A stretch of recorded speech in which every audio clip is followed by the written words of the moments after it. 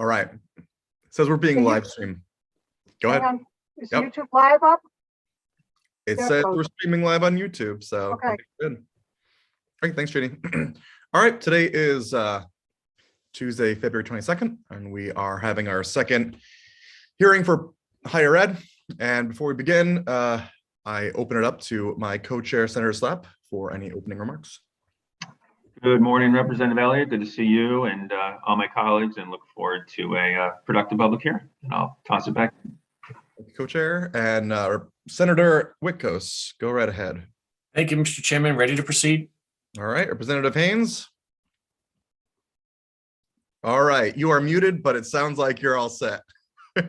Okay, and we have our vice chair on here, Representative Turco. You have any comments before we begin?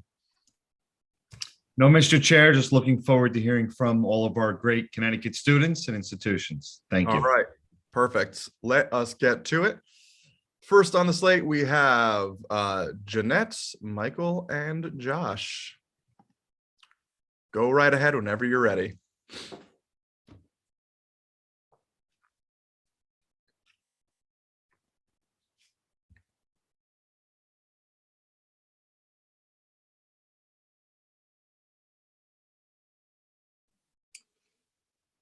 You're all still muted.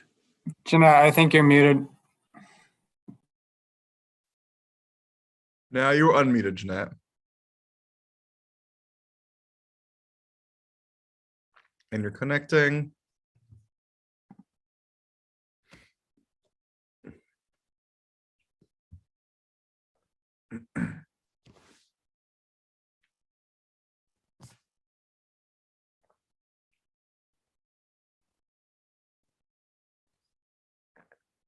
Still not hearing you. Does it make sense to come back to you and go to the next person? We'll get you on next. Why don't we do that so we can keep moving? Let's move on to Mona Lucas from Uconn. We'll come back to you guys.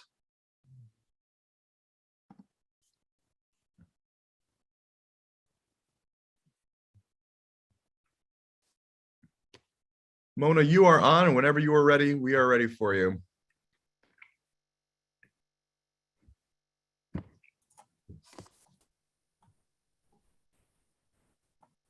Mona Lucas, 5136. Hello, can you hear me? We can, but we're gonna come back to you. We're gonna Okay. go with Mona, and then we'll get to you next, Jeanette. Mona Lucas, can you hear me? 5136. Sure can. Good morning. Members of the committee, my name is Mona Lucas, and I'm Assistant Vice President for Enrollment Policies and Strategic Initiatives at the University of Connecticut. Thank you for this opportunity to provide testimony on behalf of the university in support of HB 5136, a bill concerning the needs of housing insecure students at public institutions of higher education. The University of Connecticut is supportive of the overall intent of the bill. The key component of this bill centers around conducting regular surveys to identify students who are homeless or housing insecure and learn the causes for the unfortunate circumstances. The university strongly supports this approach. Although the university supports this legislation, we believe several changes could improve implementation of its goals.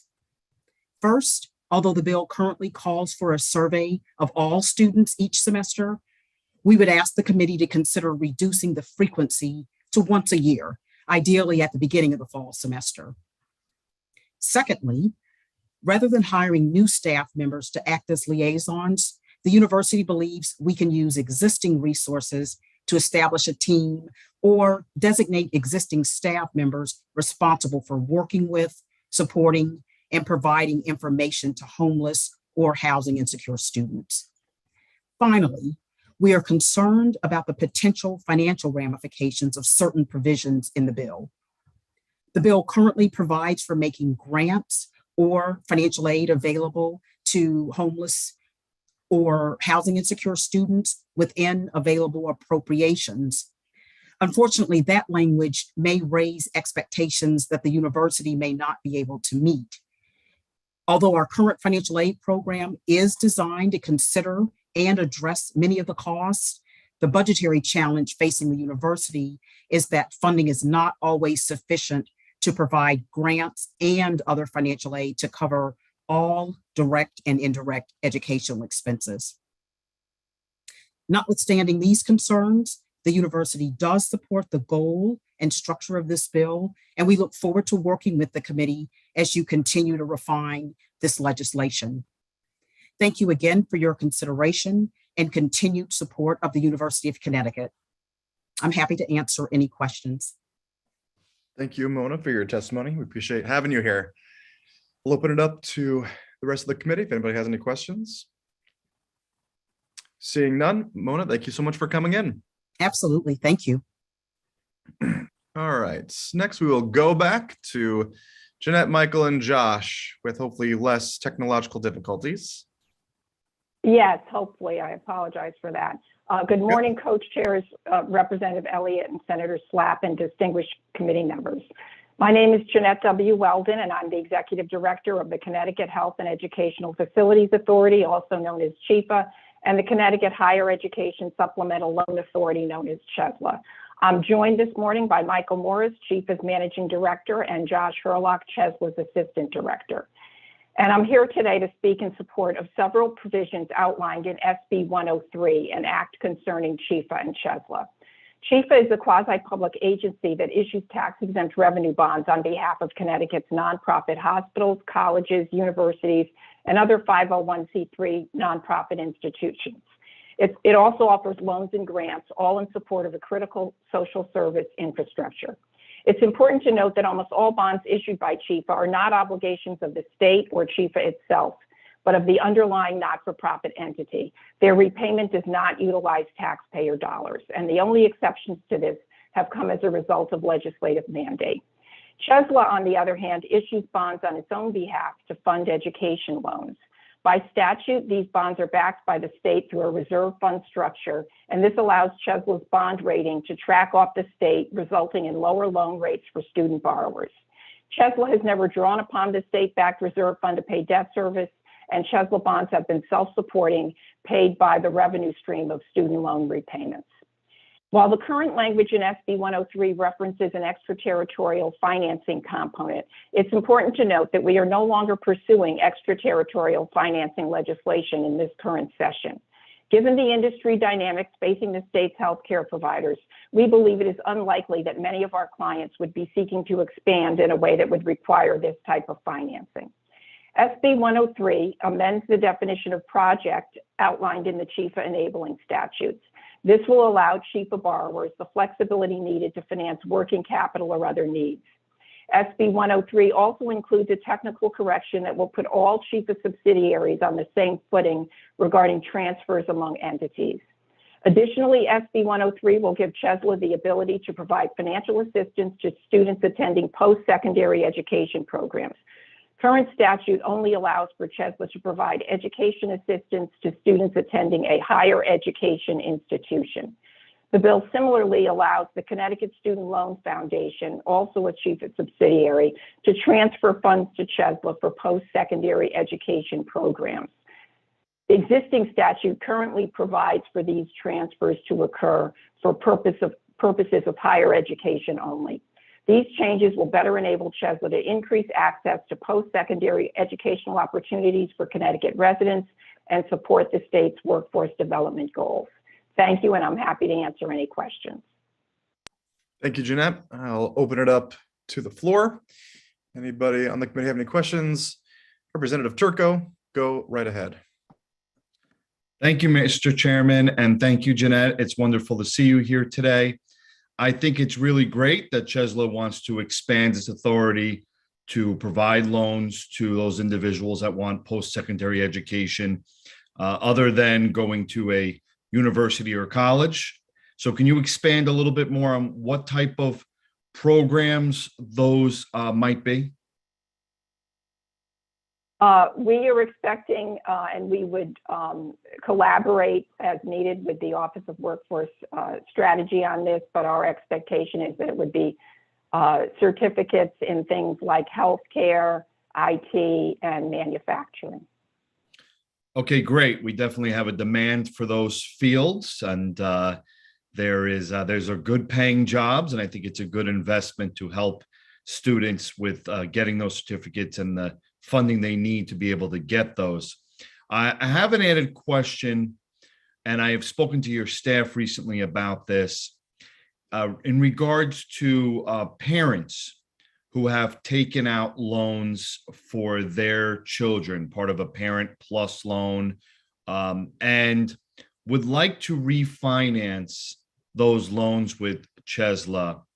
Currently, I do not believe that Chesla offers that unless the parent were to transfer the loan to the student somehow and the student would refinance it. Would Chesla be open to expanding the authority for parents to refinance as well to reduce their interest rate and reduce the overall amount they have to pay on the loan? So we do refinance Parent Plus loans, and I'll ask Josh Sherlock to add the details on that. Yeah, so we allow the Parent Plus loans to be refinanced, and there's two ways to do it. The student who's, those Parent Plus loans were taken out on behalf of are allowed to refinance those parent loans, or the parent may refinance those Plus loans. So we provide the option. I know there's some families where the parents would prefer to have the student refinance those Plus loans so they no longer have the responsibility. But either the parent or the student can refinance those Plus loans. Okay, great. I'm happy to hear that. I wasn't aware the parent could actually do that themselves through Chesla. So thank you for that information. And thank you, Mr. Chairman, for allowing me these questions. No problem at all. Next, we have Representative Ackert, and following Representative Ackert, Representative Haddad. Go right ahead. Thank you, Mr. Chairman, and thank you for your testimony. I'd like to dive a little bit more into the post-secondary definition. You touched on a couple areas. For a lot of us out there that are maybe the trade schools, a lot of the trade schools, come at a heavy cost to the students. Is there a definition of that? Is there going to be things that are going to be specifically included in that, or is it wide open to post-secondary education through you, Mr. Chairman? So it would be for certificate programs, and as I said, we would work with the Office of Workforce Strategy to identify what those programs might be, or make sure that they are being properly defined. But it would need to be a post-secondary certificate program. Jen, I'm not sure if that answered. So would a trade school, so I imagine if you went to an auto repair class, so they would give you a certificate of something. Does it include that, or is it specifically like a certificate program at our community colleges or something along that line? It would not need to be only offered at a community college or offered by an institution of higher education. It could be a certificate offered by another type of education provider, but we would want to work with the Office of Workforce Strategy to make sure that we're properly vetting who the provider is, and to make sure that making the loan is reasonable given who the provider is. Okay, I appreciate that. I appreciate that answer.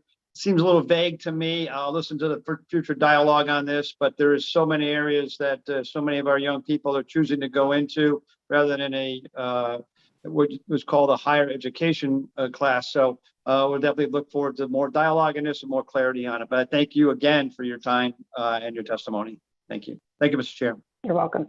Representative Haddad, go right ahead.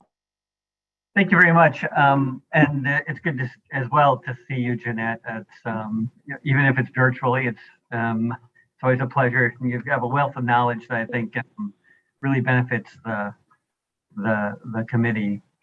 I'm going to follow up on Representative Ackert's question and specifically ask if what we're talking about here is having you get into the the business really of providing loans to students who are attending private occupational schools, for-profit institutions in Connecticut. Is that what we're talking about? It would include for-profit entities as well. So for example, coding boot camps, which are typically for-profit, would be, students attending those programs would be eligible for CHESLA financing when it's broadened to those types of entities. And I know the Office of Workforce Strategy has been looking at, I think in last year's session, there was some language where things were being defined as high value certificate programs by the Office of Workforce Strategy. So that's why I'm saying I think we would work with them to identify the universe of providers that our program should be offered to ensure that the providers have been properly vetted. All right, so I have two follow-up questions to that. One is, so does the legislation grant you, as it's currently drafted, grant you the authority to do this and then require you to come up with those criteria, or would you be open to some legislative directive that tries to ensure that entities that have, frankly, very poor outcomes would be excluded from the possibility of having, state subsidized loans, if that's what we're talking about here, available to them? Well, right. So I guess that's why I'm going back to the language that was used previously in legislation that passed last session, this high value certificate program as being identified, I believe, by the Office of Workforce Strategy.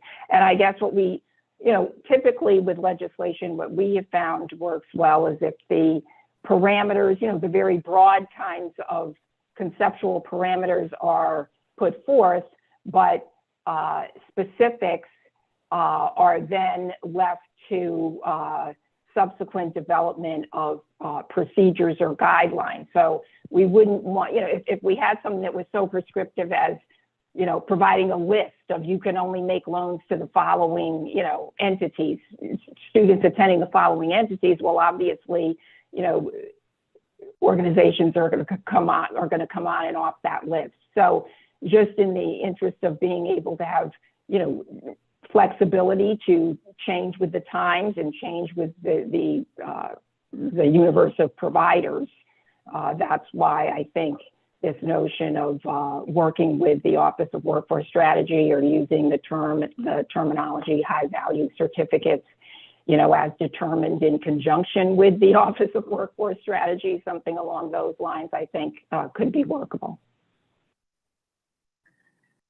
I appreciate that answer. I guess what I'm driving at is that is it possible then for like a certificate? There are going to be categories of certificates, right? They're going to be, we'll create a certificate, for example, a recognized certificate for a particular industry and for a particular job, and then there may be multiple entities that enter the marketplace in order to provide that certificate.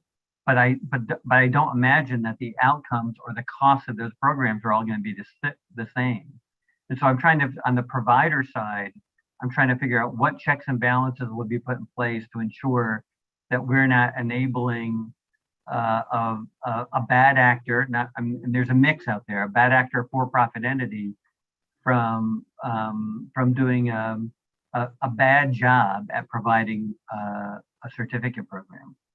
Right. So we are happy to also collaborate with the Office of Higher Education on that. And to the extent that they are in a role of sort of reviewing and evaluating the quality of education providers, then we would be happy to, only work with those that they have agreed are of proper quality. So that's another area for collaboration as well. Right, and based on your, but you don't, but and just not to belabor the point, but there's, if I were to look at the bill, there wouldn't be anything that would indicate that any of that work would happen. Is there? I mean, is there something I can point to in the bill? I don't think that word says is currently in here. This is part of the directive, even if it was to those agencies to do that work and to ensure, like, I don't know what a high value credential is.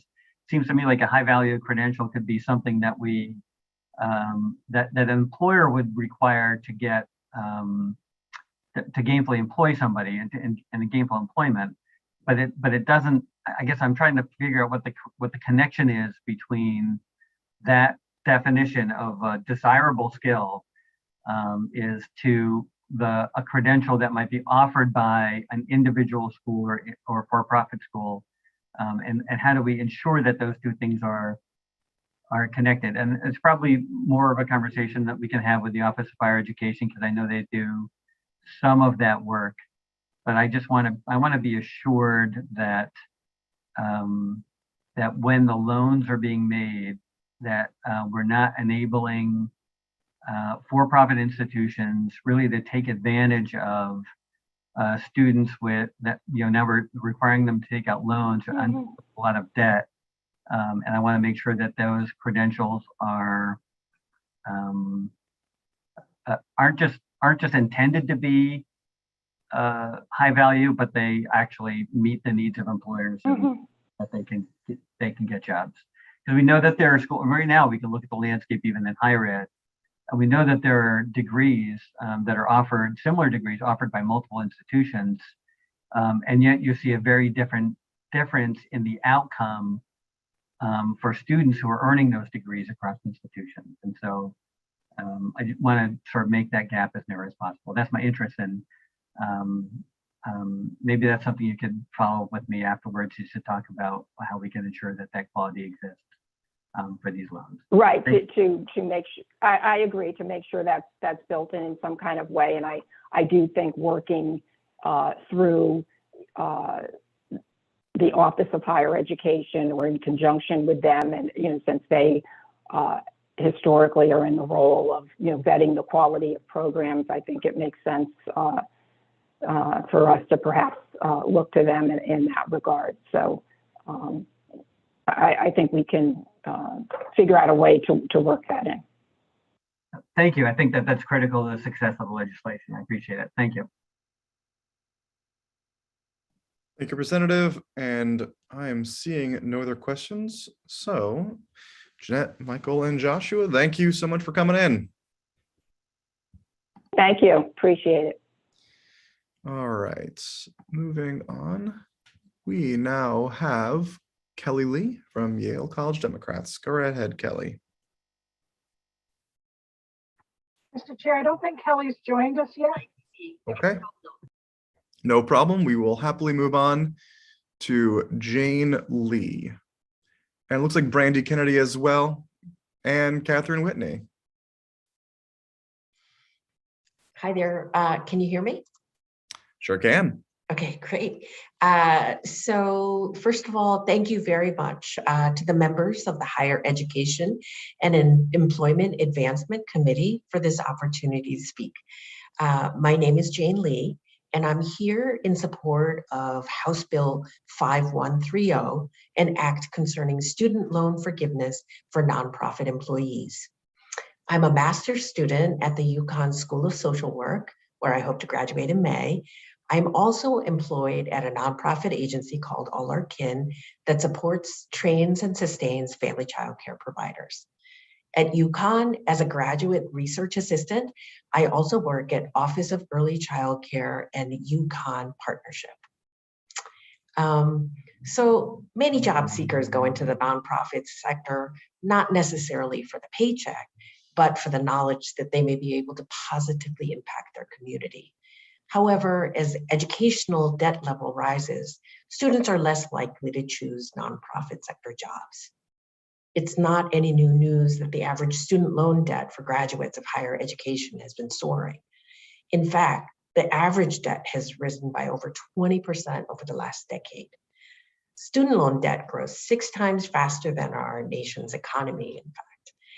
The average student loan debt for a 25 to 34-year-old in Connecticut is currently over $35,800. For Connecticut residents 50 and over, the student loan debt is on average over $49,000.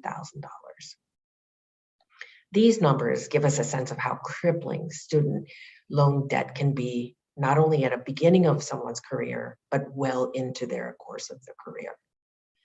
To address the student loan debt, Connecticut currently has 9 different statutes for student loan forgiveness and reimbursements. However, only one of them is currently funded. It's the Minority Teacher Incentive Program. There are over 200,000 people who work in nonprofit sector in Connecticut.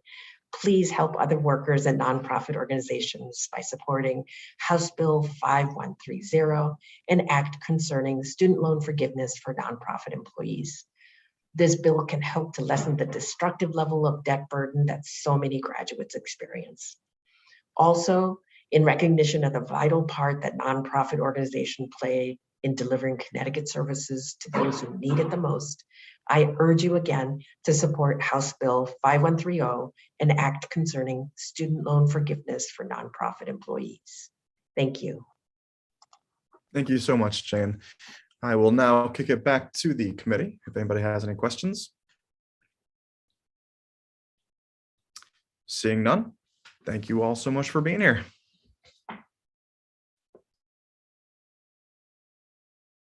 I don't know why I just muted myself. All right, next we'll move on to the general public. We will go to Ashley Zane of CBIA next.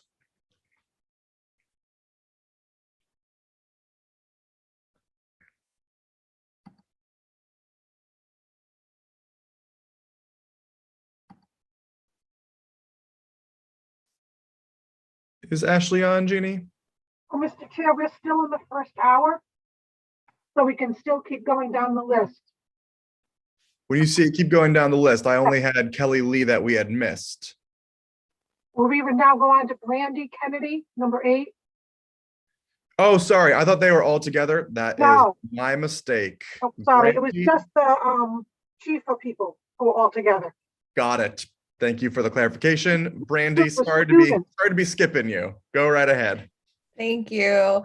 Good afternoon, Senator Slapp, Representative Elliott, and all other distinguished members of the committee. My name is Brandy Kennedy. I'm an MSW Policy Practice graduate student at the Uconn School of Social Work. I'm currently completing my final semester of graduate school and set to graduate this spring. Additionally, for this academic year, I've been placed as a policy practice intern with the Connecticut Women's Education and Legal Fund and work full-time as a family violence victim advocate. I'm thoroughly immersed in working for and interning with Connecticut small nonprofits, completing important trauma-informed work and advocacy within both Hartford and Middlesex counties. Today, I urge your support for HB 5130, an act concerning student loan forgiveness for nonprofit employees. As of 2020, 540,900 Connecticut residents hold approximately $19.3 billion in student loan debt. This equates to about 15% of the Connecticut population holding an average debt of $35,681 per person. From my own personal experience, I can state that my student loan debt is triple this after completing my graduate studies. With the recent inflation and lack of cost of living adjustments while working in nonprofit sectors, student loan debt becomes the biggest burden for recent graduates and often the number one reason why we begin to look for work outside of Connecticut once we complete our degrees. I have considered this option as well, looking at the out-of-state job market, and have contemplated whether staying in Connecticut was something that would be fiscally responsible for my family. The reality of having to consider this hurts me, as I love this state and the work that our government does for the collective. Despite the annual increase in college tuition and surplus of miscellaneous fees associated with pursuing a degree, as students, we pursue higher education to better contribute to our communities and our state. We pursue higher education in order to become knowledgeable in the issues our world face so that we can be better apt to contribute to our society in a manner that pushes forth equitable and incremental change. However, despite many of our students' academics and professional achievements, 31% of 2020 graduates remain unemployed in the fall of 2021, a 22% increase since 2019. I believe in our state's ability to lead in passing important and needed legislation for the over 200,000 employees who work in the state in the nonprofit sector. The government and General Assembly have been a model for supporting students pursuing higher education and voicing the need for graduates to stay in Connecticut. HB 5130 is a dire piece of legislation that would not only help with the financial burden of student loan debt, but show Connecticut students that we are valued, respected for the work we do in the nonprofit and healthcare sectors, and are appreciated as the next generation of leaders, policymakers, executive directors, and social workers. Thank you for your consideration and the opportunity to testify before the committee today. Thank you so much, Brandy. I will open it up to the rest of the committee if anybody has any questions. Seeing none, thank you so much for coming in. And we will now move on to Catherine Whitney. Hi. Good afternoon. At this point, Senator Slapp, Representative Elliott, Senator Flexer, Representative Turco, Senator Whitcoast, Representative Haynes, and members of this committee. My name is Catherine Whitney. I'm here today to testify in support of HB 5130, an act concerning student loan forgiveness for nonprofit employees.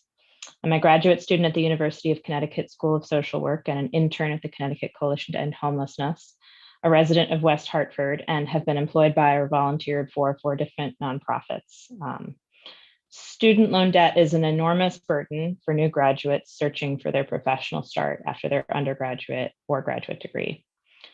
For current students who want to go into human services to make a positive impact on their communities or on statewide policy, nonprofit organizations offer the chance to dedicate their careers to doing just that. My classmates and I will be graduating with a passion and skills to serve the needs of Connecticut residents, and we'll be looking for a way to make a difference in society, likely through the mission of a Connecticut nonprofit organization. Unfortunately, with the combination of student debt and chronically low wages that nonprofit organizations offer, graduates may not be able to afford to take a job in the field that they have trained for.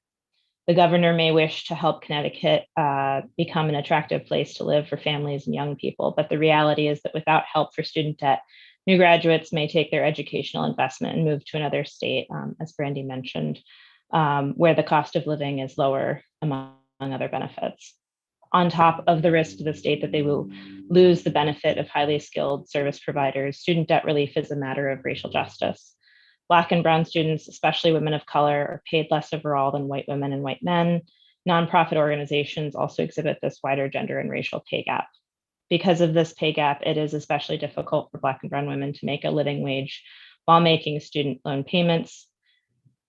Connecticut still faces significant racial disparities in the labor market, and Black and brown women, professional, nonprofit service providers who have made serious investments in the education and in their communities are at risk of poverty because of the double burden of student loans and a racial and gender pay gap. Student debt relief through HB 5130 would be a step towards giving new graduates, and especially women of color, the support that they need, and would be a stride towards making Connecticut an equitable and affordable place to start a career. So I thank you for your time and have a wonderful day. Thank you, Catherine. I will open it up to the committee, and it looks like Representative Turco has a question. Go right ahead. Thank you, Mr. Chairman, and thank you, Catherine, for your testimony. So you touched on one thing that I wanted to follow up on, and that is you mentioned because of Connecticut's high cost of living, individuals working for nonprofits may leave the state and go elsewhere. So do you believe that a student loan debt reimbursement program offered by the state to individuals that work for nonprofits will be enough of an incentive for people to continue staying here in Connecticut and working in our nonprofits? I can speak for myself and say that I believe, that would be an enormous factor in favor of staying in Connecticut, for sure. And I'll ask a follow-up question. Do you know of any nonprofits now that offer any sort of tuition assistance or reimbursement for payments towards student loan debt?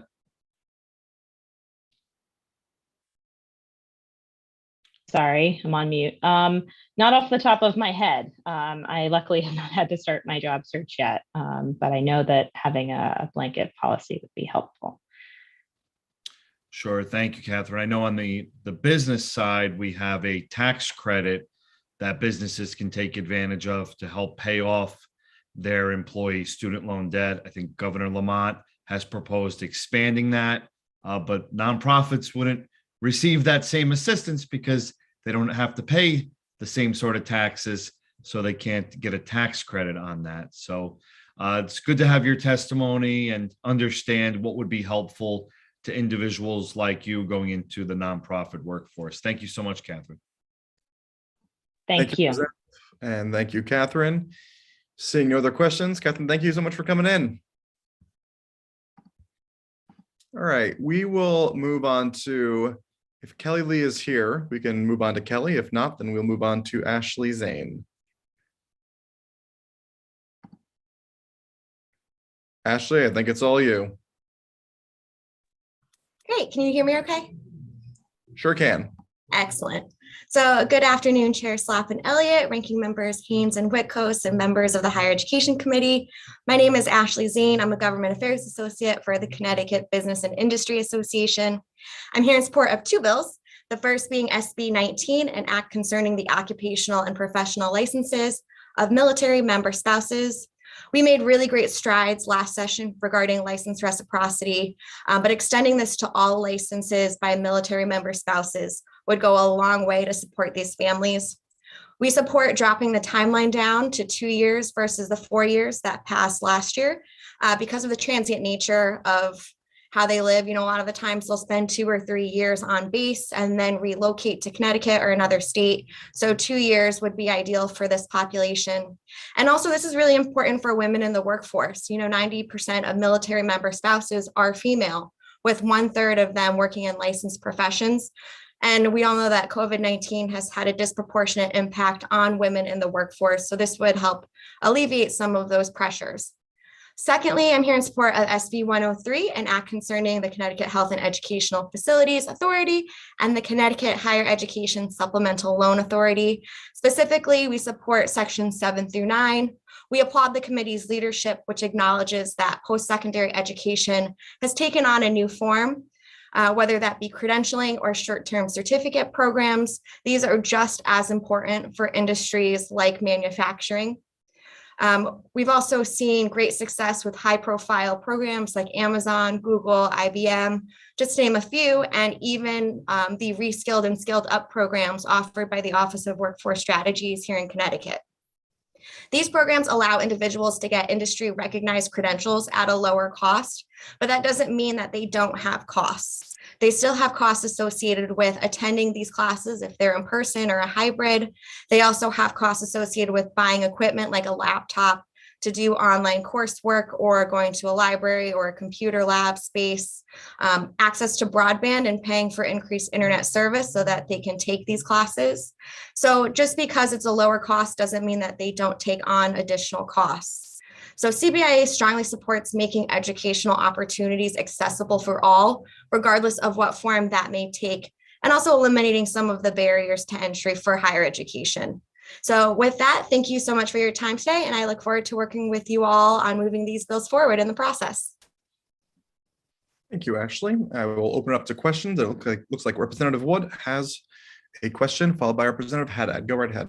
Great. Thank you very much, Mr. Chair. And thank you, Ashley, for your testimony. I think you said it well when you supporting educational opportunities for all and to lower the barriers to entry for those opportunities. Also appreciate certainly your support of veterans and veteran spouses. So thank you again for testifying, and thank you, Mr. Chair. Representative Haddad, go right ahead. Thank you very much, and I appreciate your testimony as well. And I think you're right. I think that that there's a changing employment environment out there, and one that values, in many instances, certificate programs that prepare employees, potential employees, to take much needed jobs in Connecticut. In some instances, our community colleges are doing that. In other instances, there are other institutions of higher ed that are doing that. And in some instances, there are private occupational schools, for-profit occupational schools that are doing that work as well. When I spoke to Ms. Weldon earlier, I asked about whether or not there were going to be, there's any kind of quality controls that we can put in place. I'm going to ask that question to you as well. I'll mention just very briefly before you answer that question that a couple of years ago, the Office of Higher Education did this Connecticut Institutions of Higher Education Almanac. Looks like this. People might have remembered getting this thing. At the time, frankly, I thought it was something that might have been better for digital production than a giant catalog, glossy catalog. But putting that aside, I found it helpful today because it's so a giant size. I could find it in my office. But when you look through it, I mean, you can see examples of private occupational schools whose outcomes are worrisome, I think, to me. There's one here. I'm not going to call anybody out in particular, but there's one here that I'm looking at that offers a medical assistant program. It costs $14,000 a year, very close to $15,000 a year. It's in 2020. And there are more students withdrew from the program than graduated from the program. And so I'm just trying to figure out what are the metrics that you think that we can use to ensure that when we're providing loans to students who go to, in particular, for private occupational schools, that we're ensuring that those dollars are well spent and that we're encouraging the right outcomes without running aground with I think there's a lot of different actors in the neighborhood, and how do we make sure that we're supporting the good guys and not encouraging students to go to places where there are poor outcomes. Yeah, that's a really great question. I think placement is, of course, going to be key when you're looking at metrics and ensuring success. A lot of the shorter coursework, the certificate courses, are designed in theory for you to have a job when you end it or to have the skills necessary to be successful.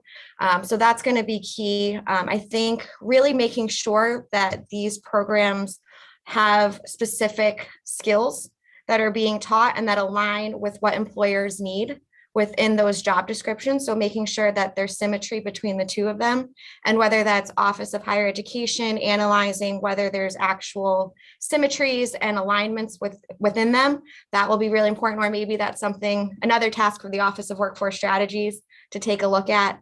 I think it would be really interesting to also take a look at what type of metrics and measures of success are being used within the reskill and scaling up programs that the OWS is offering, and maybe taking a look at that. I think also looking at long-term data to measure success. So the goal would be to have these people have careers and not just jobs.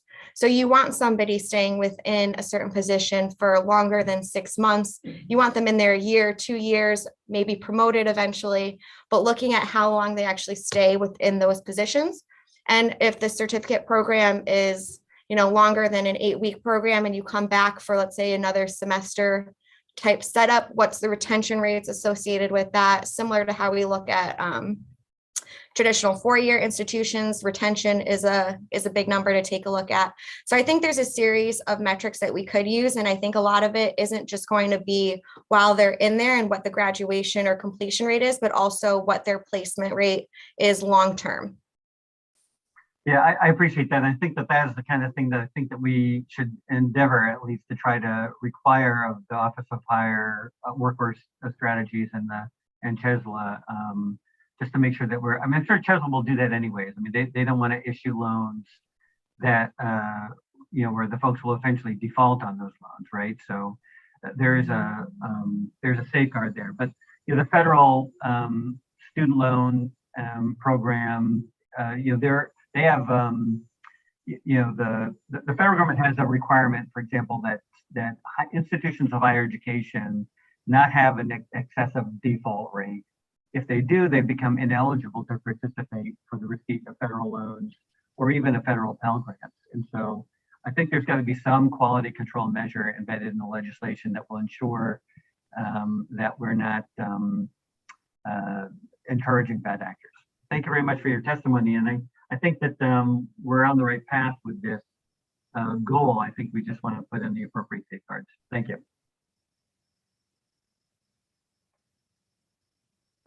Thank you, Representative. And seeing no other questions, Ashley, thank you so much for your time. Thank you so much. All right, moving on, we'll go to Christopher Montez, followed by on deck, John O'Connor. Go right ahead, Christopher.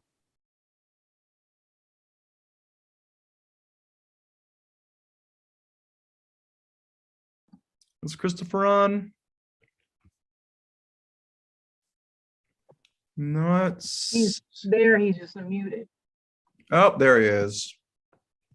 You are muted, Christopher.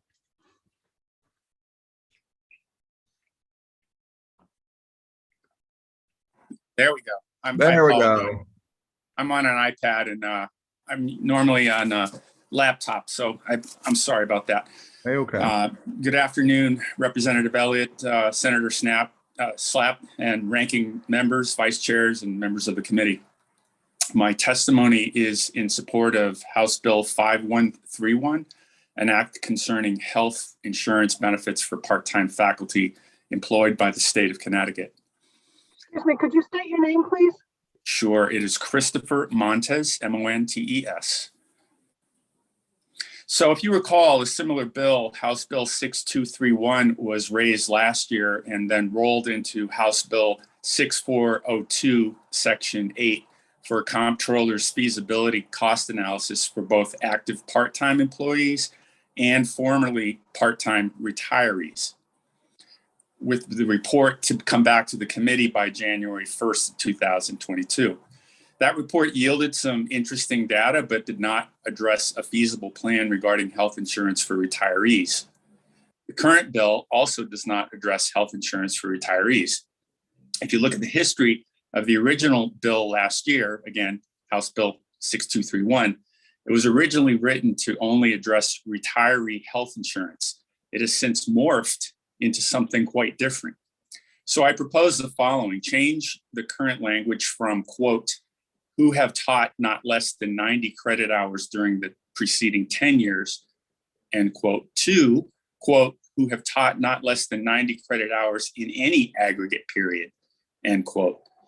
And then add, furthermore, the state shall provide health insurance under the same provision as any full-time employee to any part-time retiree who has taught 180 aggregate credit hours or its equivalent in any period of time, regardless of the number of years it takes to accrue said hours. As a bit of self-disclosure, I'm in my 27th year of teaching at Central Connecticut State University with nearly 215 credit hours of part-time teaching. I'm currently insured or not insured under the state plan because of prior municipal service, but I will require insurance once Medicare begins because I will be off the municipal insurance. Thus, the state would only need to pick up 20% of the cost of insurance. And I think that's a pretty good deal, particularly for somebody who, all of us who have taught 180 or more credit hours. And so I thank you for your time. Thank you, Christopher. I will open it up to questions for the committee. Seeing none, thank you so much for coming in. Thank you. All right, moving on. We will hear from John O'Connor next with Howard Luxembourg on deck. Good afternoon, co-chairs, Representative Elliott, Senator Slap, Representative Haynes, and Senator Wickos, and all the members of the committee. My name is John O'Connor. I teach in the sociology department at Central Connecticut State University, and I'm a member of CSU AUP. And my union is recommending passage of House Bill 5136 and a sort of partial support of House Bill 5131. As you all know, higher education in our nation was once called the great equalizer. We all know the score. College graduates are associated with higher earnings. They suffer less unemployment. They are healthier. They live longer. They have more successful marriages, and they pay more taxes. This committee knows that education creates both private and public benefits. Yet the one institution in our society that once addressed inequality is now consolidating the inequality that exists external to it. Whereas class used to be a place where you went to learn about Shakespeare, now class decides who can be successful in school and who can get sick. At CCSU, where I work, we have far too many students that are housing insecure, focusing more on which friend's couch they will surf on rather than addressing their coursework. I have had a number of students also who are living out of their car and forced to shower in university buildings before classes start. This is shameful and outrageous. The passage of HB 5136 would help my students and this committee's students address the issue of housing insecurity. It's a major step toward addressing the problem. No student should have their education impacted by homelessness. No student should have their prospects for graduation impacted by the lack of shelter. In dealing with this issue in a serious way, our students in our state win. In Connecticut, there were 75,429 eviction cases between 2017 and 2021. This bill moves us closer to addressing this problem. I hope it is supported and moves forward. I would also like to speak in partial support of HB 5131. This bill attempts to address another form of inequality that defines the institution I work in, the plight of adjunct faculty. Everyone deserves health insurance. Although there are a number of good things about this bill, the language does need to be revised and tweaked a bit. As it stands, the bill does not deal with retired or retiring part-timers, and the 10-year cutoff undermines the spirit of the bill. Adjunct professors play an important role in the Connecticut State University system. They are educating the future leaders of the state. They deserve health insurance by right, not just by clocking 10 years. I urge all legislators to support these two important bills. Thank you. Thank you so much, John. I will open it up to questions if anybody has them. Seeing none, thank you so much for joining us today, John. Okay, thank you. All right, next we will move on to Howard Luxembourg with Emily Feltes on deck. Good afternoon, committee members. Excuse me. I'm here to testify on behalf of SB 5131, health insurance benefits for part-time faculty who've put in 10 years of service. The dirty secret of higher education in Connecticut. Would you please state your name? Would you please state your name? Howard Luxembourg. Great. Thank you.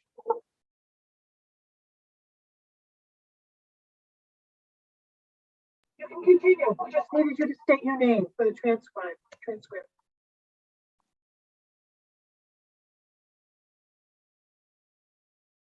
Howard, go right ahead, Howard. Okay. The dirty secret of higher education in Connecticut is that it is subsidized by part-time faculty.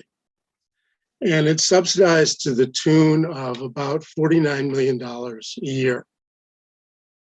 That's the difference between what it costs you to provide courses by full-time professors as opposed to the cost of providing identical courses for identical credit by part-time faculty.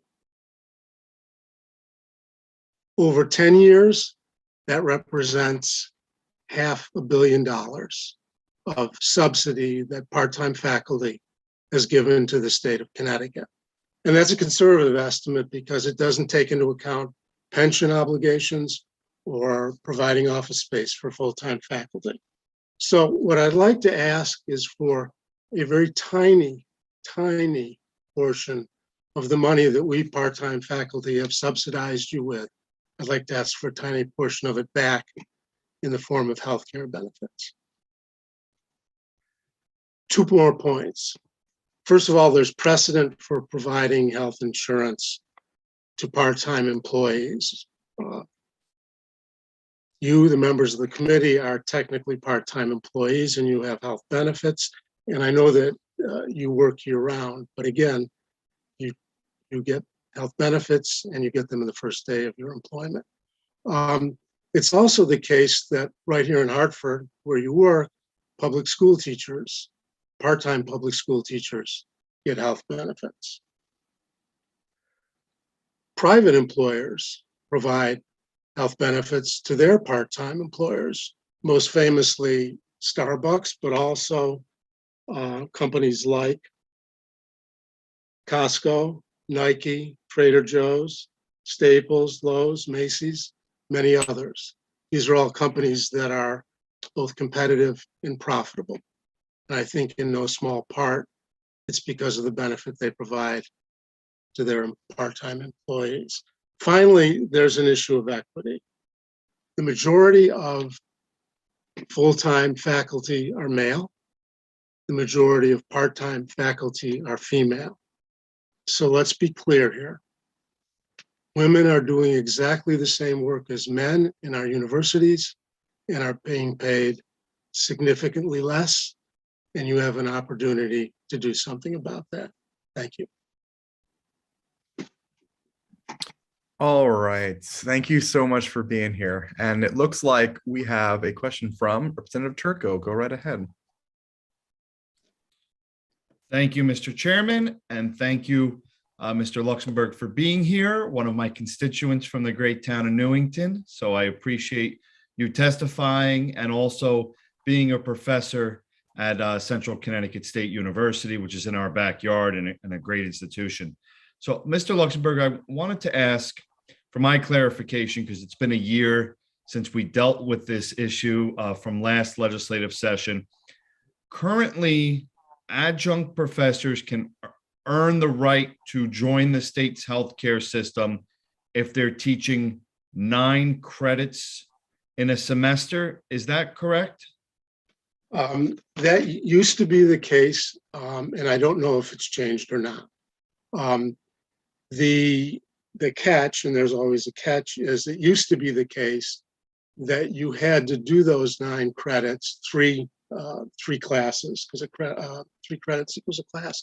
You had to do that by teaching 2 classes at one level, say the state university level, and another class at the community college level.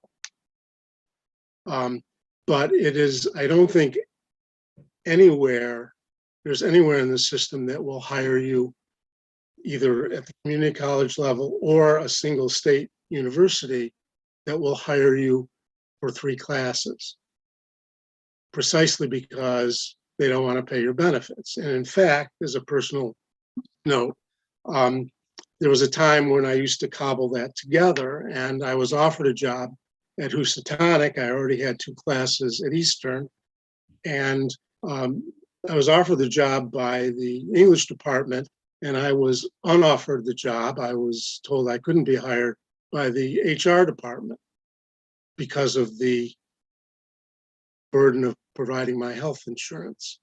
So I didn't get that job. So there are some practical impediments. Just to correct you, I teach at Eastern, but when I was doing this, it's not unusual to traverse half the state to teach in 2 different places for that benefit. And that's providing you're not short-stopped by human resources. Sure. And I apologize. I said you taught at Central, you teach at Eastern. but another. It would be great if I taught at Central. I can walk to it. less of a commute for sure, right? Okay, so if a professor teaches at a combination of the different universities and colleges throughout the state and does 9 credits for that semester, they get health care for just that semester they're teaching 9 credits? Is that what it would be? Again, that's the way it was. I don't know if it's changed. Okay. And then, and I don't think it's changed. Not that we've been, notified, but let's say that it's still in existence, that program. If a semester goes from September to early December, and then the spring goes from January to May, what happens June, July, and August? Is that adjunct professor just without any health care? That's correct. Okay. And is this bill will this bill, if passed the way it is currently written, would it change that for the summer months? I don't know. I mean, ideally, we would be covered, but the nature of part-time work, and the contract is very specific about this, is that you are offered the job for that semester, and there's specific wording that says it does not imply or in any way suggest that you would have continuing employment. It's a one-only gig. So nothing there's no extension of benefits or anything into even between semesters. I mean, I'm off for several weeks between the end of a semester and the next semester, and I don't know whether I'm teaching that next semester. So I'm not ever off between semesters. I'm off. I'm unemployed, technically, and realistically, until I'm offered another job. This year, the offer of employment for this semester came less than a week before the start of classes. Yeah, that's difficult to know then. So this bill then essentially is taking a look at the last 10 years that you've taught as an adjunct and basically saying, did you average those 9 classes a semester? Maybe one semester you taught 18 credits, another semester you may have only taught 3, and it's taking a look to see if you average those 9 and then allowing you to participate in the state's healthcare system for as long as you continue teaching. Is that correct? Yes. Again, my understanding of the bill, I mean, someone will have to probably do the interpretation, but my understanding of it as it's written, when it's laid against my actual employment contract, is that for any 4-month period that I'm teaching, I would have access to the benefits if I meet that 10-year and 90 credit hour, 30 class hurdle. But the minute I stop teaching, I cease to be in any way connected to the university system, and it would start up again 3 weeks later if I'm hired again. And then I would have it for 4 months. And then again, I wouldn't have it over the summer. It's obviously not perfect from my perspective. I see it more as a start than anything else. And I would be grateful for that much. Sure. So the central office, the Connecticut State Colleges, Universities, central offices, Uconn, the comptroller's office, they've all in previous testimony, from my understanding, expressed concern with the logistics of implementing this bill, how they could properly calculate it, keep track of it.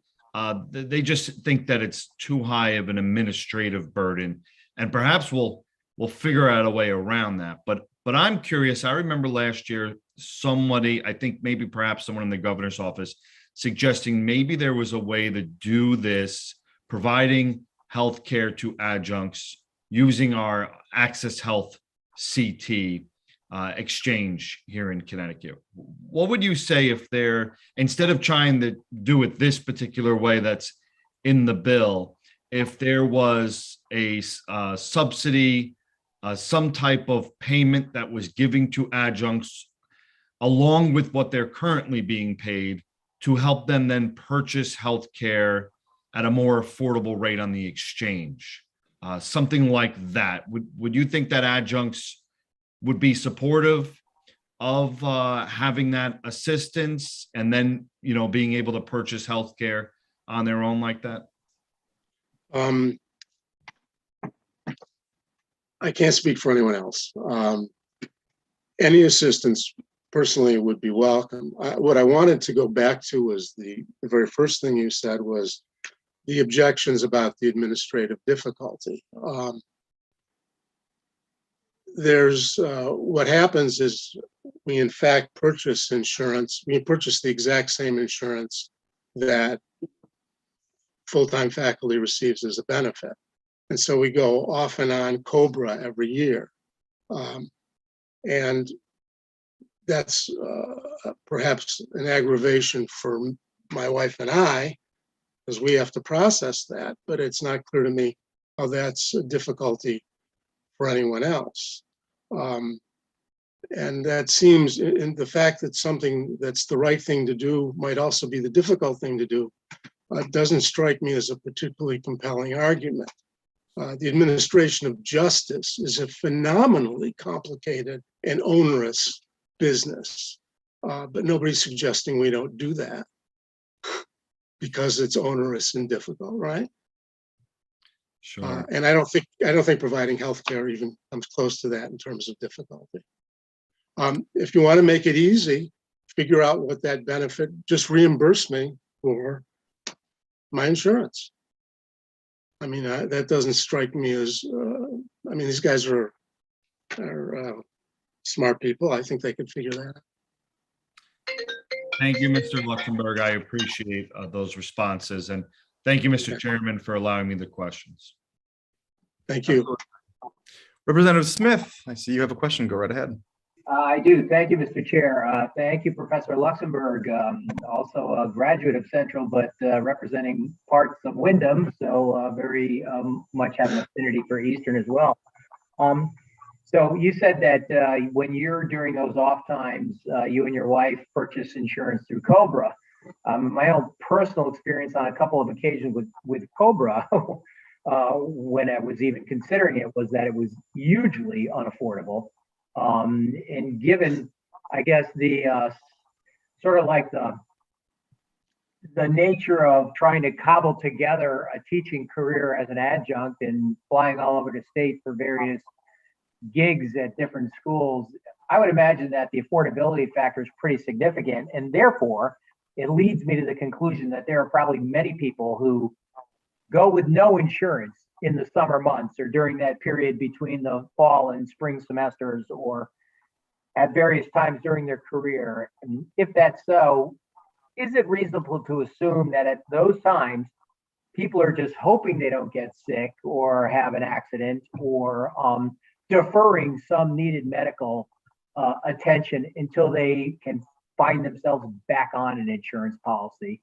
And as a follow-up to that, suppose something happens while you're covered by insurance and then you go into a period where you're not, but you've got an ongoing condition requiring medical care. Does it suddenly, it's now no longer covered until you're back on? So you may find yourself with, you know, exorbitant out-of-pocket costs that were unplanned because of the nature of whatever the incident was. A lot to ask in one question. I apologize. Okay, so no, let me unpack that a little bit for try and answer you. I'm 72 years old and my wife is slightly younger.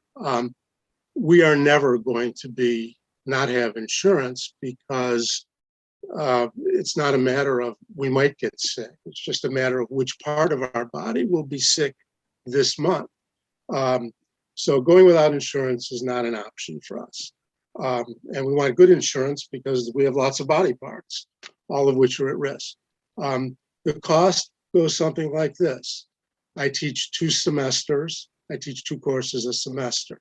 I get paid a total compensation at the current rate of $22,000. My insurance for the year is $25,000. Those are the members for me. Now, you know, your mileage may vary. You might be younger. You might be willing to take the risk of going without insurance for different periods. Not an acceptable risk for us. So that's what it costs me. Got it. That's what it costs my family. So it's probably reasonable at least to assume that there are people younger than you who may take that gamble. Of course, they not through. It's not a gamble they choose. They have no choice.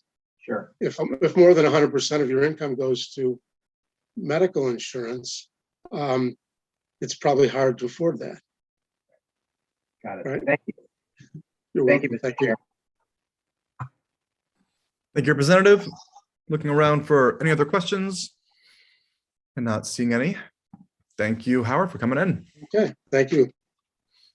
We are going to go back one or a few to get to Kelly Lee, who just joined us, and then Emily Feltes will be on deck.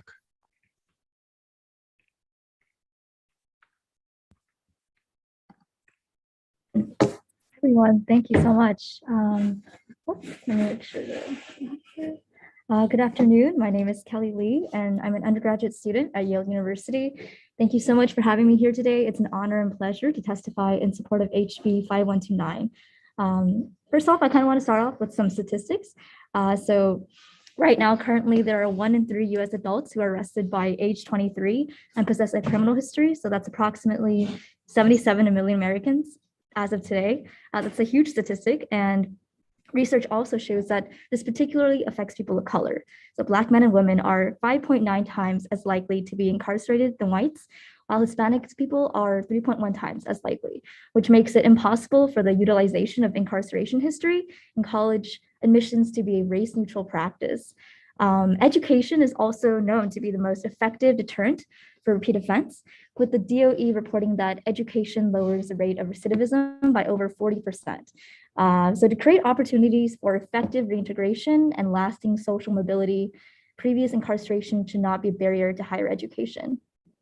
Additionally, research also shows that violent crimes on campuses are rare occurrences and typically involve off-campus strangers or students with no criminal history record at all. And these misconceptions have actually caused universities to shy away from embracing students with a record who are likely to never commit a crime on campus. And it drives away successful applicants before the process has even started for them. Personally, as a Yale student who had just transferred from a California community college, I've attended class amongst people from all walks of life, and this includes people with all kinds of incarceration histories. Not only were they incredibly smart and kind classmates, they also gave me perspective from their experiences. Hearing their stories and understanding the circumstances that surrounded their crime, I learned that someone who doesn't have a criminal history, I don't necessarily deserve a better chance at life solely because of that reason. My classmates are not some incarceration statistic. They're real people with lived experiences.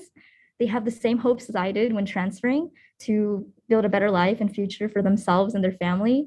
And when I finally did make it to Yale, they cheered me on. So back home in California, a similar banning the box law has already passed, and it's in effect today. I can only hope in our great state of Connecticut, we carry out to do the same thing, to prevent a great injustice, not only to the third of Americans with existing criminal histories, but also to the many college campuses and communities that would otherwise lose out on the huge wide variety of talents and perspectives of these valued students. Vetting applications by an applicant's criminal history does nothing statistically to prevent on-campus crime and only works to perpetuate systemic racism. So to help lift the generational effects of America's inequitable justice system, I urge you all to vote yes on HB 5129. Thank you so much. Thank you, Kelly, for being here, and I'll open it up to the committee for any questions if they have them. Seeing none, we will move on. Thank you so much for coming in. Thank you. All right, next we have Emily Feltes is up, followed by Ben Shaken on deck. Good afternoon, everybody. My name is Emily Feltes. Can you hear me? Yeah. We can. All right, wonderful.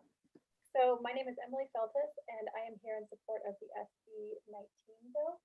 I am a military spouse, and I have been traveling with my husband for the last 6 years. We first started in Connecticut and then went to Texas, North Dakota, and he is in California. I have come back here to Connecticut because we know he is going to get out of the service. And all along I've known that I've wanted to be a teacher, but each state we went to, we didn't know where we were going next. So it made it very difficult to get a license, have enough experience, and then transfer that license to whatever state you're going to. Now I have the opportunity. However, it's been very, very difficult. I have my BFA, which is a Bachelor's of Fine Arts from Manhattanville College in drawing, painting, and ceramics, and I'd like to become an art teacher in Connecticut. The last 6 months, I have been a long-term substitute teacher in an elementary school and a high school, and I've gained a lot of experience, but that experience is not accepted by Connecticut. So my only option is to do a post-baccalaureate program. That's going to be another $25,000 and 2 years at Southern, which is the closest location, which is over an hour away from my home. Right now, I'm a single parent to 2 small children who are 3 and 4, so that's just not possible. So I am asking that we reconsider the 4-year down to 2-year down to even less for the experience requirement. Because if you think about it, most spouses with their military member are going to be in a state for 2 to 3 years. So if it takes 2 years to get a certification and then 2 years of experience, that's 4 years, which is not possible for most spouses. I also have looked into surrounding states to see what other options I have, because Connecticut, even though art is a shortage area, it's not considered a shortage area. So it's not offered through the ARC program, which is a fantastic program. So I'm asking that all disciplines can be offered through ARC.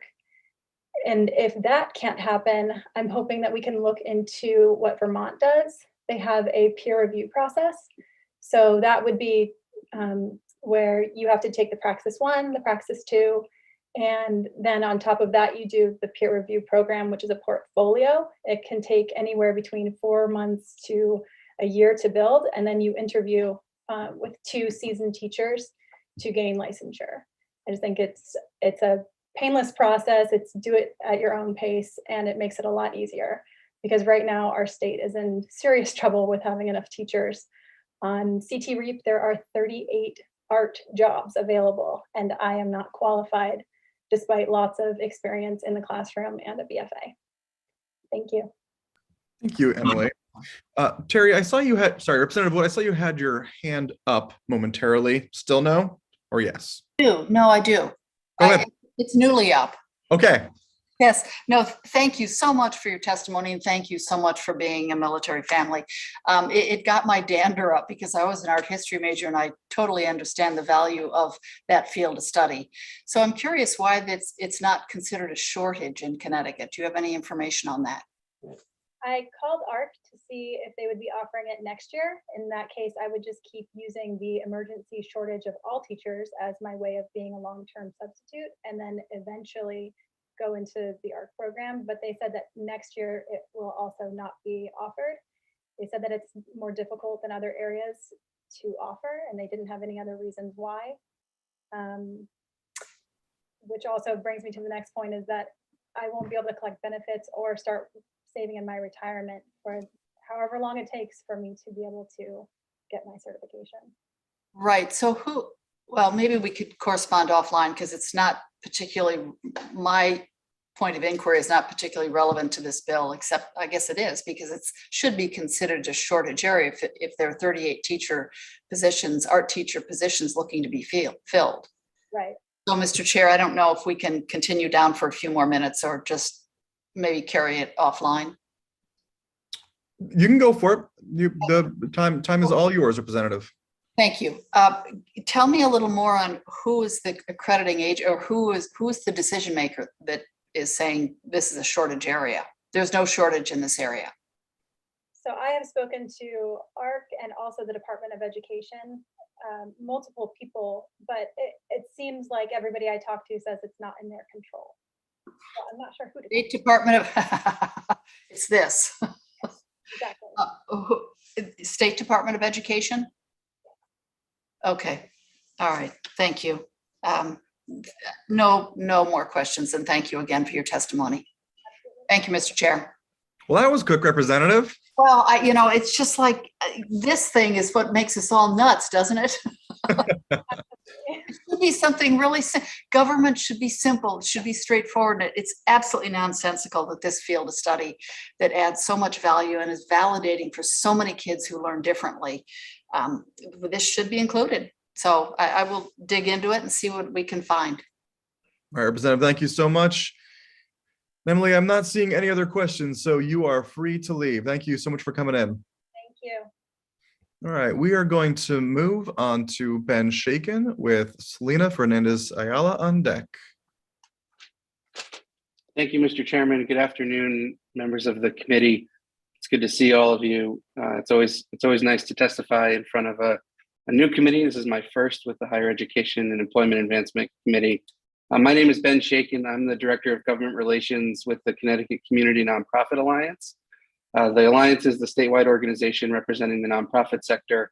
As you all are aware, community nonprofits in Connecticut provide essential services to over 500,000 people and families every year, and they employ about 115,000 Connecticut workers, improving the quality of life in communities across the state. I'm here today to testify in support of House Bill 5130, an act concerning student loan forgiveness for nonprofit employees. I want to first thank the committee leadership for raising this important bill. The student loan debt is a significant burden on hundreds of thousands of Connecticut residents, including many employees of Connecticut's nonprofits. And you heard from some folks earlier who are in school, sort of aspiring towards nonprofit employment. I do have one quick suggestion just to get off my chest at the beginning of my testimony. We support the bill as drafted, but we would urge the committee to modify the proposal so that the programs that it proposes to create would not be established within available appropriations. I think the Office of Higher Education has testified that they do not have the available appropriations to implement the bill, and so understandably, it would have limited impact if it were passed as drafted. So the bill very briefly creates a nonprofit employee loan reimbursement program in two different ways. One is sort of an ongoing program that provides reimbursement for nonprofit employees for up to 3 years who've attended Connecticut colleges. And then the second piece is that it establishes a separate nonprofit healthcare employee loan reimbursement program for a one-time loan reimbursement grant for anyone who's sort of worked on the front lines of Connecticut nonprofits during the pandemic. And so if I may sort of make a quick suggestion here, if the committee is looking to expand the available appropriations or recommend their expansion, that second section may be an opportunity to establish a pilot program of some sort to help nonprofit employees who have been working on the front lines of COVID-19 now for just about exactly 2 years and continue to. I want to just point out that starting on May 1st, up to 10% of Connecticut's residents are going to resume, myself included, paying their student loans. They've been in forbearance by federal order since the beginning of the pandemic. It's one of the first things that happened. And that means that with no penalty, borrowers have not had to make payments in now almost 2 years. That's scheduled to end on May 1st. And if it does, in addition to the personal hardship that will put upon many, it could mean that up to $178 million per month will be taken out of circulation in our economy. That's how much those payments would be if they had been being made this whole time. And this is going to happen in the midst of a workforce crisis for Connecticut's nonprofits. According to a recent survey that we conducted and released last month, nearly 1 in 5 nonprofit jobs are unfilled across Connecticut, 18%. There's been a well-documented nationwide exodus from the healthcare industry, but it's hit Connecticut's nonprofits really acutely. Staff are leaving for higher paying jobs in private industry and private practice where they can deliver behavioral health services remotely, or school districts where they can deliver those services on a school schedule. And the 4%. Excuse me, you've exceeded the 3 minutes. Okay, I'll wrap up. Thank you. The 4% cost of living adjustment that was in last year's budget has been completely enveloped by 6% inflation. So I want to thank you for the opportunity to testify on this issue. I hope the committee will consider this bill, especially in concert with 2 other proposals in the legislature, House Bill 5001 and House Bill 5040, the governor's human services implementer, both of which contain other student loan repayment or forgiveness options for nonprofit employees. Thank you. Thanks, Ben, for coming in. I'll open up to the committee for questions, and it looks like out the gate, Representative Farrar, go right ahead. Thanks, Representative Elliott. Hi, Ben. Thanks for being here. Welcome to our committee this session. Nice to have you. I actually wanted to follow up. I appreciate you highlighting not only the tremendous kind of student loan payments that are on the horizon, but also the workforce crisis in our midst. And I did appreciate hearing from some of the earlier testimony, I'm sure you heard, of not just the impact that this has on so many workers in our community, but the majority of those workers in nonprofits being women in particular, and especially women of color, are tremendously affected by this. I did want to understand how I know Connecticut is not alone in this. There's really kind of a shortage in our nonprofit workforce, regionally as well. Can you, kind of clue us in? Are there proposals happening in other states that we need to be aware of just to be more competitive?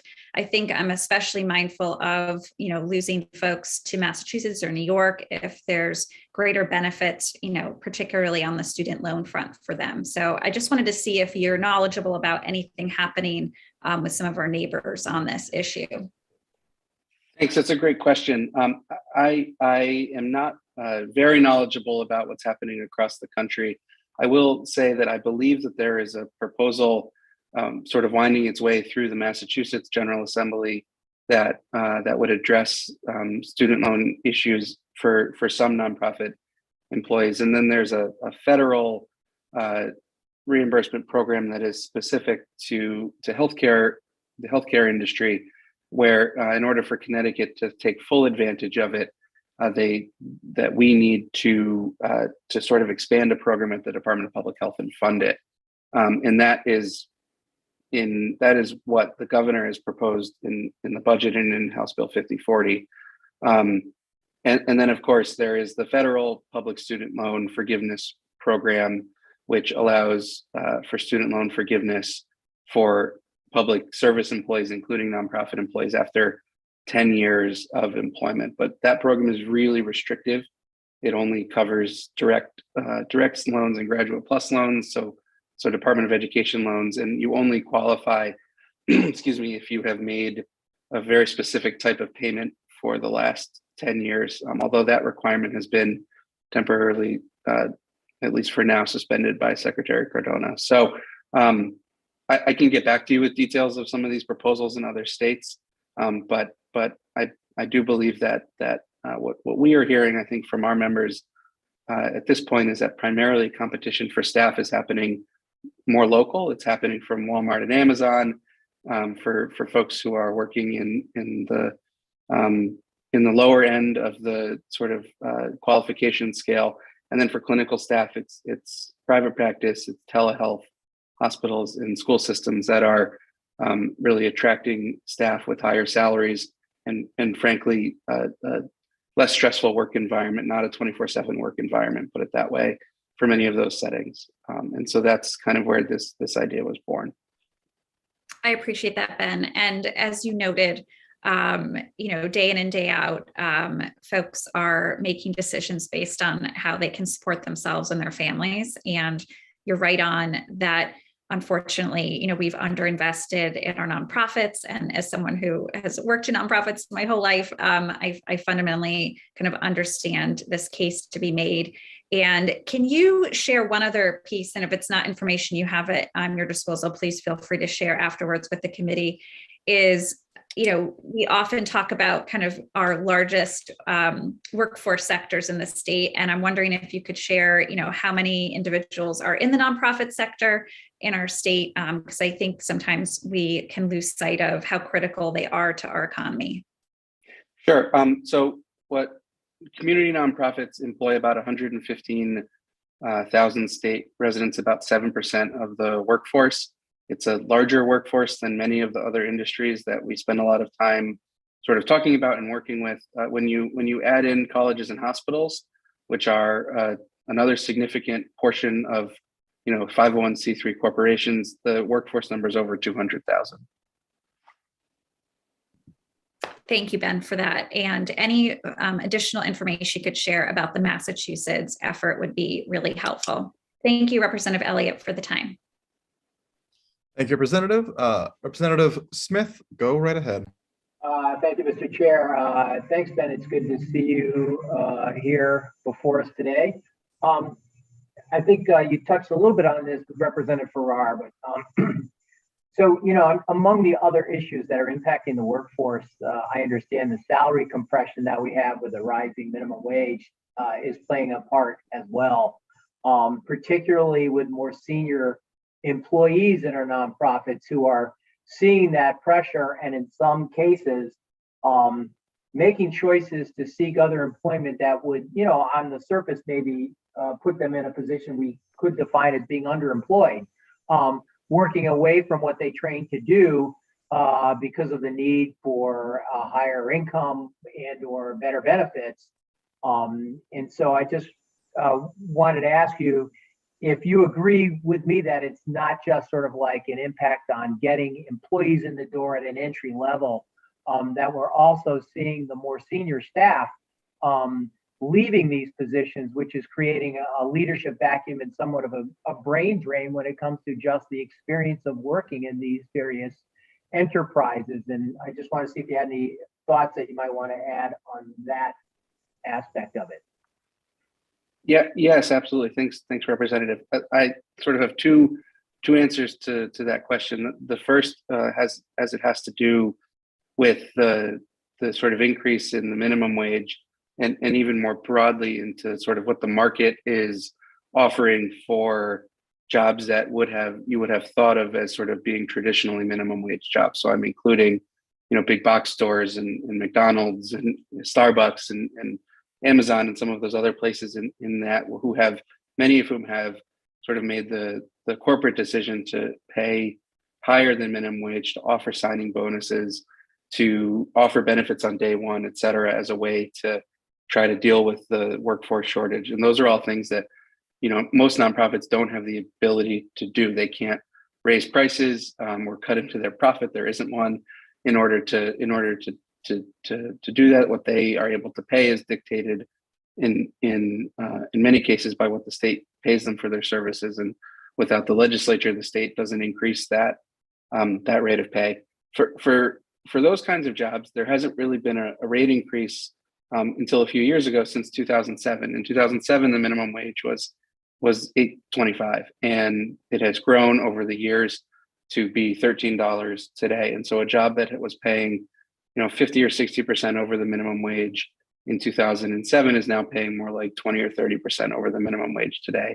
And I think that's been a major impact, in addition to the fact that then jobs in other industries that aren't serving people, that aren't supporting people with disabilities or mental health needs are paying higher than what those jobs are paying. And so often we hear from our members who work in the job placement part of what nonprofits do, helping people with disabilities or helping people who've just gotten out of prison find employment in the community, that they're placing people that they support in jobs that are paying more than they are making.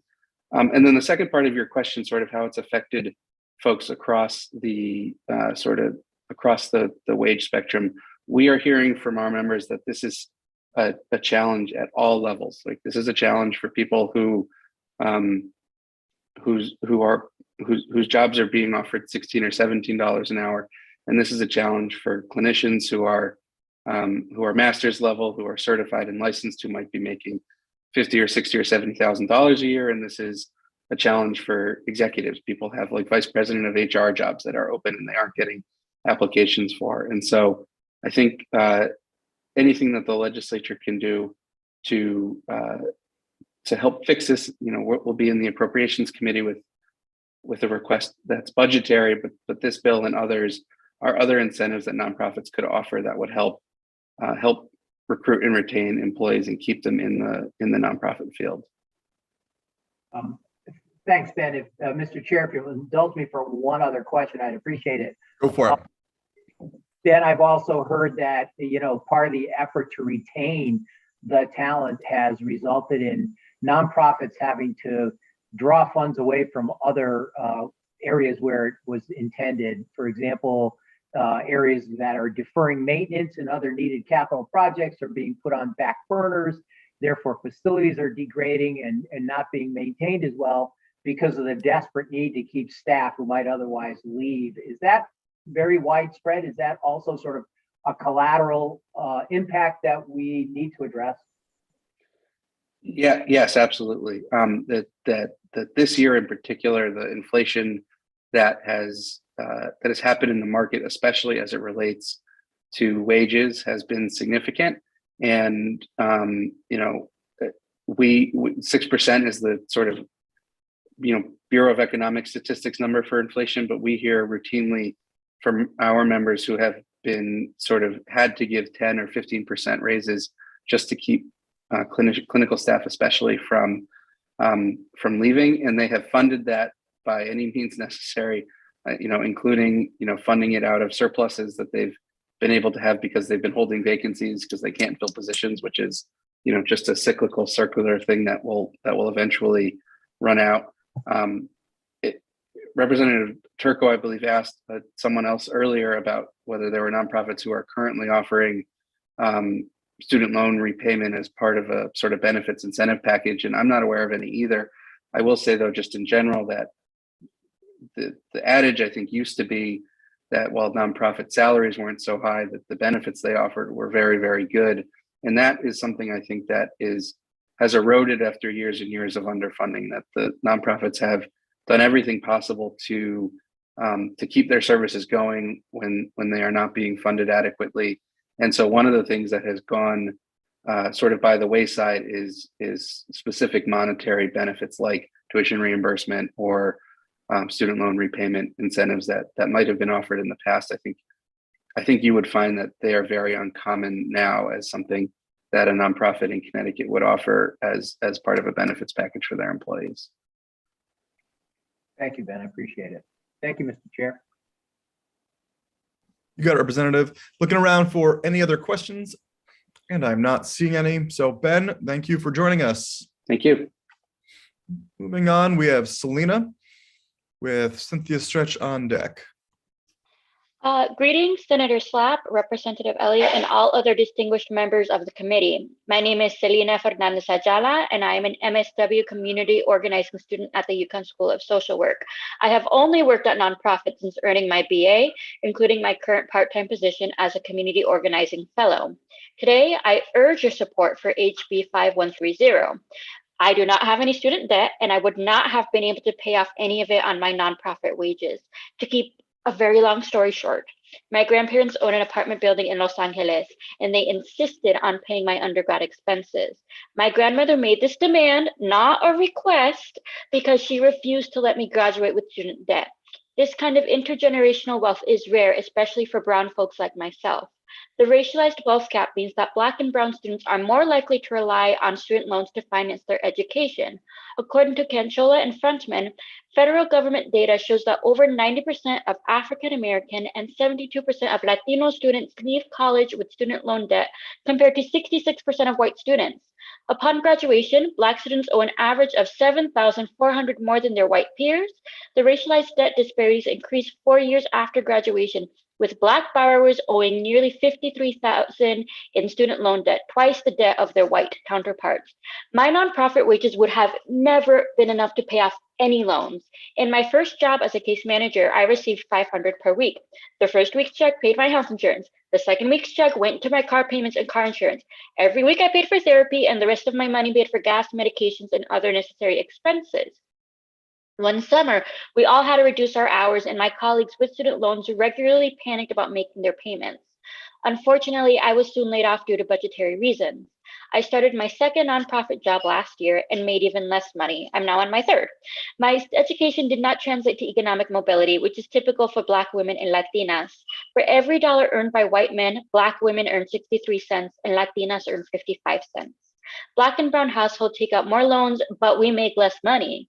The racialized disparities around loans, employment, and wages create a more intense crisis for Black households. Over 20 years, the median white borrower has paid off 94% of the cumulative borrowing total, whereas the median Black borrower still owes 95% of their cumulative borrowing total. A loan reimbursement program is certainly a step in the right direction, but the data indicates the importance of racially equitable loan forgiveness. I suggest an adjustment to that language that awards Black, brown, and Indigenous nonprofit employees $8,000 for each year of employment with a nonprofit organization in the state. Thank you for your time and consideration today. Thank you so much for being with us. I will pass it off to the committee with any questions if they have them. And I am not seeing any, so Selena, thank you so much for coming in. Thank you. All right.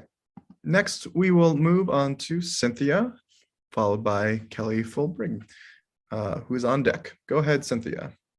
Thank you, Representative Elliott, Senator Slapp, and members of the committee. My name is Cynthia Stretch, and I'm here to echo my colleague John O'Connor's testimony and urge you to support HB 5136, an act addressing the needs of housing insecure students. I've been a professor in the English department at Southern Connecticut State University and a proud member of CSUA-UP, my faculty union, since 1998. When I went to college at a state school, I could pay tuition, room and board, working summers, and 10 hours a week during the school year. To the vast majority of my students now, my story sounds like a fairy tale. Everyone's safe and housed and focused on school. I had coffee last week with a student who is 2 courses short of her degree. Julia just turned 29 and has been putting herself through school for nearly a decade, first at Gateway and then at Southern.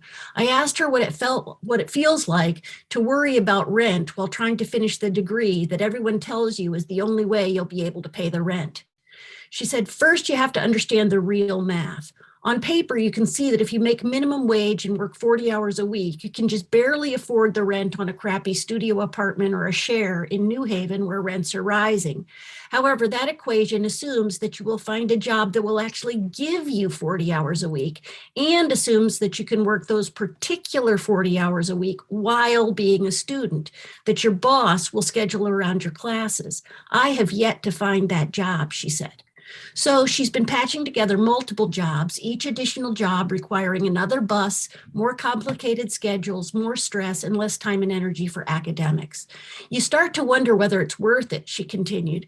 My first 2 years at Southern, I was living with my aunt. I was paying her some rent, but she was struggling herself and it wasn't a great situation for me.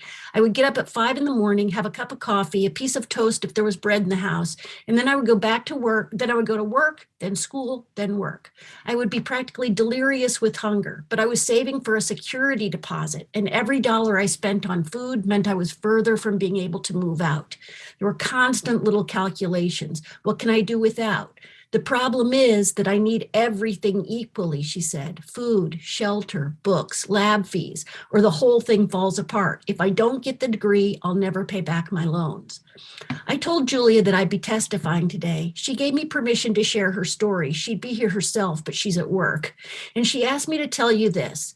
2 years in, hungry most of the time, she realized the paradox. The actual experience of going to college provides working class and poor students with daily direct incentives to not complete college. She said, if I had a grant to help with that security deposit, if there had been a person on campus to help me navigate my housing options, I'd be finished with my degree by now, not still stuck in low-wage service jobs, not paying rising opportunity costs for part-time tuition. This bill would really help students like me. Our students are amazing in so many ways, but it's not fair to expect daily miracles from them to keep a roof over their heads. HB 5136 would provide a very important step toward keeping them safe and housed and in school, building a future in Connecticut. Please support it. Thank you, Cynthia. I will hand it over to the committee with any questions. Seeing none, Cynthia, thank you so much for your time. Thank you. All right, moving on. We will move to Kelly, followed by Dennis Boguski on deck. Hey, can everybody hear me? Sure can. Great, thank you. Thank you so much for this opportunity to testify. My name is Kelly Ramsey Fulbergy. I'm with the Credit Union League of Connecticut.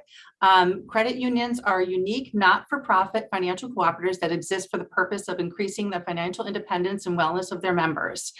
We are here testifying today on behalf of 90 credit unions in Connecticut, and we support House Bill 6530, an act concerning student loan forgiveness program for nonprofit entities. As nonprofit financial cooperatives, credit unions return any profits made directly back to their members, primarily in the form of better interest rates on deposits and loans and lower fees. Financial cooperatives such as credit unions are democratically governed by their members because their volunteer boards of directors are elected from their membership. If passed, this bill would create a student loan forgiveness programs for nonprofit entities in Connecticut, and we support this concept. We ask that when the committee defines nonprofit employees, respectfully ask that you consider adding credit union employees to the definition. Connecticut credit unions invest in and support the financial wellness of their members every day. And it becomes even more evident when the COVID-19 pandemic shut down our economy. As Connecticut's first financial responders, credit unions offer to help many of their members. A program like this would enhance the ability of credit union employees to afford higher education and in turn serve more people in their communities throughout the valuable education and expertise they could gain. Thank you very much for this opportunity to testify. Thank you, Kelly, for coming in. I will open up to the committee for any questions. Seeing none, thank you so much. Thank you. And I think we're on our last person because Jennifer Corti is not going to be joining us today. So Dennis, the floor is yours. Mr. Chair, I see Jennifer here. Dennis is not with us. All right, happy then to move it on to Jennifer. I got a text that she wouldn't be here, but if she is, it's all her. Sorry, I'm muting myself, starting my video. Hi, everyone. My name is Jennifer Corti, senators, representatives, members of the Higher Education and Employment Advancement Committee. Thank you so much for allowing me to testify today. My testimony is for House Bill 5128, an act concerning the task force established to evaluate whether to have a post-secondary office within the prison system. So like I said, my name is Jennifer Corti. I'm a state school teacher in Unified School District number 1, which is the school district within the Department of Correction. I'm also a union steward for the members of the Educational Professionals P3B bargaining unit and a proud member of CSEA SEIU Local 2001. So my purpose today for this testimony is to include members, the P3B employees of USD number 1 as members of the task force mentioned in this bill. P3B employees of USD 1 include all certified professionals, if you don't know about us, and support staff, and our primary job is to educate those students within the prison system. So currently, our employees have firsthand knowledge and experience in what is being proposed for this study and the examination of this bill. These employees would be an appropriate stakeholder to have on the task force for a variety of reasons. My coworkers and we already offer post-secondary classes to students through Uconn's ECE, which stands for the Early College Experience, which is a program here at Manson Youth Institution. So members can provide insight and guidance about what works, what doesn't within the prison system. Also, our school district creates and implements a variety of educational programs. Again, we think we would be great stakeholders for examination points 1 and 2. Our coworkers, my coworkers, we can discuss the strengths and weaknesses of using virtual platforms. Specifically, those of us who teach at Manson Youth are currently using a virtual educational platform to augment in-person learning, which was examination point number 3. My coworkers currently take requests for program enrollment, dropping out of classes if they want, and educational concerns, which was examination point number 4.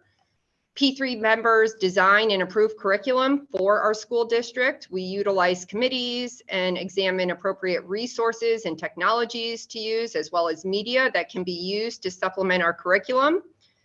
And USD 1 already does give the Connecticut competency system, the CCS, using the CASIS, which is a test. So we are giving some data already as far as workforce data and longitudinal data. So we already do that, which was examination point number 6. And lastly, USD 1, the school district, can all discuss and share what space they currently use within the prison system. Manson Youth has over 30 classrooms, so I think we would be a great resource for examination point number 7. So, after examining the bill, the study, and the examination points, our recommendation is to include, up to maybe 4 P3B members, maybe the acting superintendent, a state school teacher, a vocational instructor, and a pupil service specialist as representatives to be on this task force. Excuse me, you've exceeded the 3 minutes. Could you summarize? That's fine. Thank you so much. That was the bulk of it. Thank you so much for allowing me to testify today. Jennifer, thank you so much. And open up to the committee if anybody has any other questions. Looks like we don't. Jennifer, thank you again. Thank you. All right, take care. And with that, Jeannie, I think we're done. Yes? Nobody else in the waiting room? We have no one else in the waiting room, sir. And we are all set. Thank you, everybody, for being here. Have a good rest of your Tuesday.